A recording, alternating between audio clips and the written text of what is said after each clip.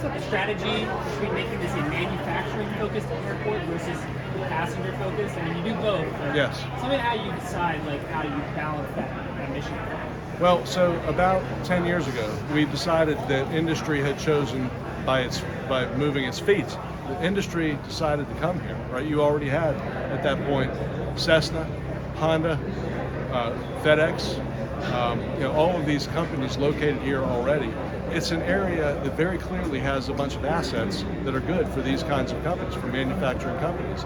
You heard a lot of those assets talked about today, but it's a great place to live. Let's start there. It's in the middle of the East Coast. It's a great climate. It's got, you've got employees that are here. We've got a depth of talent in the aerospace industry that's been here for a long time. And so, at that time we said, this is clearly part of our future, right? Still want to make sure we take care of the passenger, and that's the core airport business, right? Moving people from place to place. But there's also this very important employment center that this airport has become. You heard speakers today talking about 8,600 people who work in this airport right now. That makes it the 5th largest employer in the triad if you take all those companies and put it together, right? You add another 2,000, I think that's going to move us into 4th place. So that strategy was developed around that time. But I also want to point out something, that everything that's happening today doesn't happen without the efforts of people 50 years ago, 40 years ago, 30 years ago, because this is a long time play, right? You can't just say, we're going to plan for the next 5 years at an airport. We have a 50-year master plan. You got to be thinking that long, and you got to go all the way back to people like, Caesar Cohn, Stanley Frank, Henry Isaacson, Steve Schofedy, all these chairmen before, Ted Johnson, who had this role before I did, and all of the foresight that they put into buying that land, for instance, right? Without that land, this isn't happening today. So I think it is really important for us to remember all of those people who had that vision at that time. And but when you think about the jobs that are created here, it's 8,600 jobs, but it's also 8,600 jobs at higher than average salary rates, right? So the average household income within about 35 miles of here is $50,000 to $52,000. The average salary here is about $65,000 on the airport.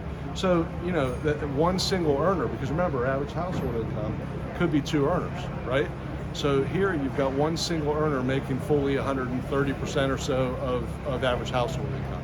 So what's the message? These are not just jobs, it's a bunch of jobs, and it's a bunch of good jobs. So that was the strategy, and the airport, we had the land, and we set in motion a plan to get that land ready for companies like Boone to be able to use.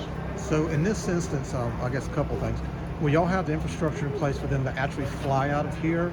And do you feel like having this kind of presence will attract other airlines to come here to get supersonic service? Yes, I mean, what we have right now in terms of airfield can handle just about anything flying. So, the infrastructure on the airport is again, can handle anything. Whether or not companies, the airlines that would purchase this particular airplane would fly from this market remains to be seen. I mean, this is a kind of aircraft that's going to be used on major coastal markets, and you heard some of the company's statements on that. So, whether we hope they'll be flying out of here, that'd be great. Love to take a flight from here to Paris one day, but not sure. So did y'all see any sense that you had any kind of competition from like major metro areas? If you talk about Miami, you could talk about Savannah, you could talk about Charleston and places like that. And was this sort of a big fish in a small pond type scenario? I think I'd let the company answer that question, in terms of the competitive set of other airports that we were up against. What I'll say to you is that there was a mix, but I think that it would probably be safe to say that most of the competition were more like this airport than big international, big large international airports.